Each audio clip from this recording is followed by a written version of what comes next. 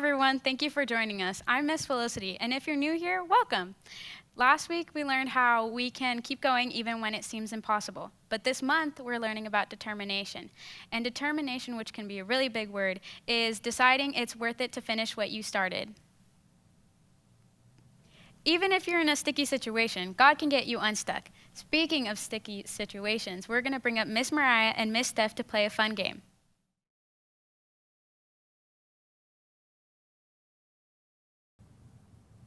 Now, we're going to play a very sticky game. So, we've laid out 52 cards on the table, but we've also duct taped Miss Mariah's and Mrs. Steph's hands. So, they're non-dominant hand. And they're going to try to collect as many cards as they can as possible. But the trick is we're going to put a timer on them. So, 30 seconds. And ready, set, go. Ooh, Mariah's in the lead. Oh, Steph's got a lot.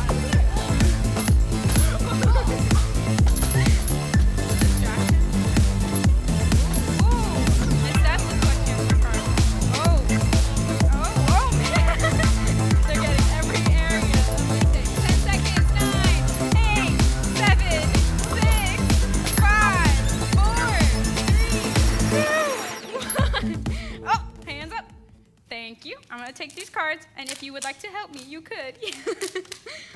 We're going to see how many cards each person got. Oh, golly. And we're going to keep helping. Did you count you? 9, 10, 11. Now, we're going to reveal your numbers since you guys counted them. Miss Mariah, how many did you have? 15. 15! That's a whole lot. Now, Miss Steph, how many did you have? 16. Now, we see who the winner is, but both of them are loved by Jesus. Now we get to go worship Jesus together. Good job, friend.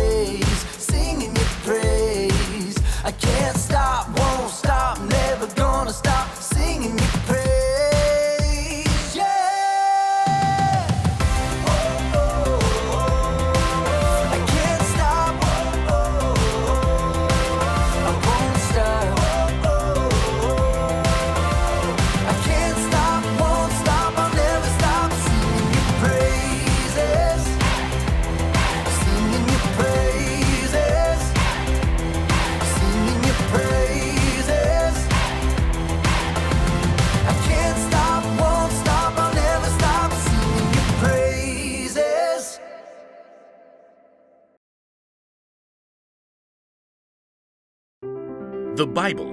It's 66 books of history, stories, letters, and poetry that fit together to form God's one big story. The epic adventure of how He created us and loves us so much that He made a way to rescue us. As we travel through the Bible, from Genesis to Revelation, we discover people who met God and found their lives changed forever. And now for an amazing story.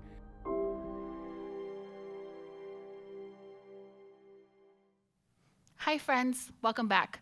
I'm Ms. Steph and I'm so glad that you're here. We're going to pick up right where we left off from our story last week. Remember, Jesus was here on earth. He lived a life, he had ministry, and he had his friends, the disciples, that went around with him. When he got to Jerusalem, though, the evil people got together and he ended up dying on the cross. But he wasn't dead for long. God rose him from the dead, and it was awesome.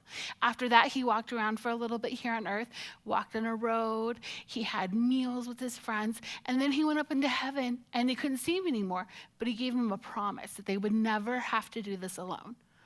What is this? Well, God gave them a very clear instruction. Go out through all the world. Tell them. And so that's where we're picking up right now. See, the disciples were still in Jerusalem, and they were gathered for a feast called Pentecost. And it's great. There were a lot of people there. And as they were gathered for the feast, a sound came from heaven. It sounded like a rushing wind. We know all about rushing wind in Southern California, don't we? We hear it all the time. Sometimes it even knocks our power out. But this wind, it wasn't like anything they'd heard before. And when they heard it, we're going to read this in Acts chapter 2, verse 3. Then what looked like flames or tongues of fire appeared and settled on each of them. Friends, the believers were gifted the Holy Spirit. That's what happened in tongues of fire. I wonder if it hurt. Was it hot? I wasn't there. I don't know. But I think it would be pretty awesome to see. Verse 4, they began to speak in languages they had never heard before. Wow. How do you think that felt? I've tried to learn another language. I'm fluent in Disney song lyrics and 90s boy band lyrics, but it turns out they're not very useful languages to know. But the disciples weren't fluent in these silly languages that I am. They could speak languages that they probably haven't quite heard before ever. And this is a big deal. Remember, a lot of people came to Jerusalem for Pentecost. So there were a lot of people from all different places there. And they had traveled so far, and there were so many languages. And when the disciples started to speak about Jesus, they spoke in these new languages that all these other people could understand. Peter gathered the disciples together and spoke to the crowd. In Acts 2, verses 22 through 24, this is what it says. Jesus of Nazareth was a man who had God's approval.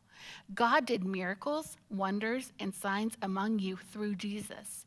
You yourselves know this. Long ago, God planned that Jesus would be handed over to you. With the help of evil people, you put Jesus to death. You nailed him to the cross, but God raised him from the dead. Wow. Peter just summed it all up right there. He helped the people understand who Jesus was and what he had done. Jesus is God's son, and he came to save the world. That includes you and me. That day, 3,000 people believed in Jesus, and they were baptized. Whoa! What a party that must have been. How neat to be there, to be with thousands of people changing their lives. Peter and the disciples started to do the job that Jesus had given them. Before they even left Jerusalem, they were on their way. That makes me stop, and I have to catch my breath. 3,000 people in one day because our God decided to send the Holy Spirit to give people gifts that they didn't know they could do. I wonder what it is that he's giving you that you didn't know you could do. I didn't know I could math. I can't. But I looked it up. Right now, I'm in Rancho Cucamonga, California, and I am exactly 7,549 miles from Jerusalem. right now, where I'm standing. That's how far the disciples' job has reached. It's taken a little while, but we're here. I have a Bible that I can read and learn from. I have a church where I can go and worship. And it all started back then. It all started over 7,000 miles across the earth. And it all started because they said yes to Jesus.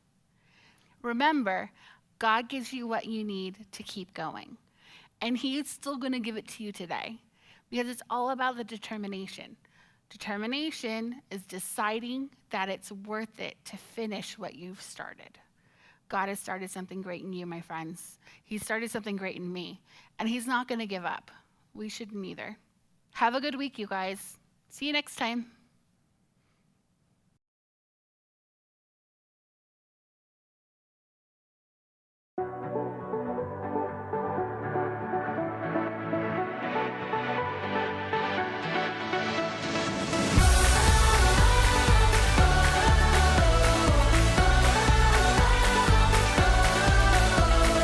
There's not a friend like the lowly Jesus. No, not a one. No, not one. No one else could heal all our souls' diseases. No, not a one. No, not one. Jesus knows all about our struggles. He will guide us till the day is done. There's not a friend like the lowly Jesus. No, not one. No, not one. Hey!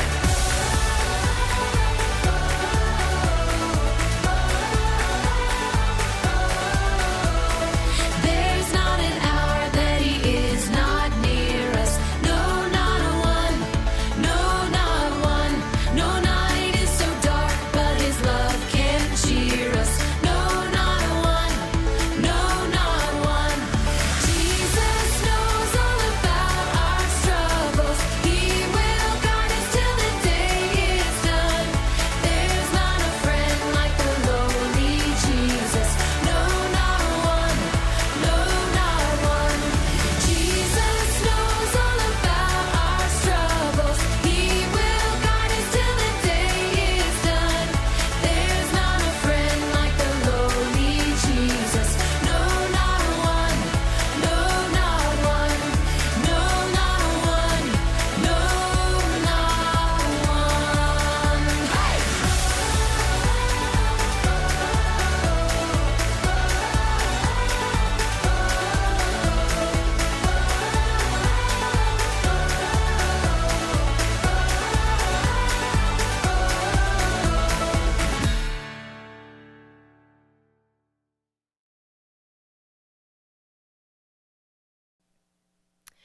Thank you for joining us today.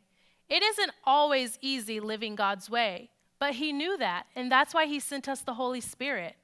Some of us have met friends who have gone through so much, and we ask, how are they getting through that? It's because the Holy Spirit is with them, and God keeps us determined to keep going. And what I really want you to remember this week is that God gives you exactly what you need to keep going. So push through this week, friends. We'll see you next time.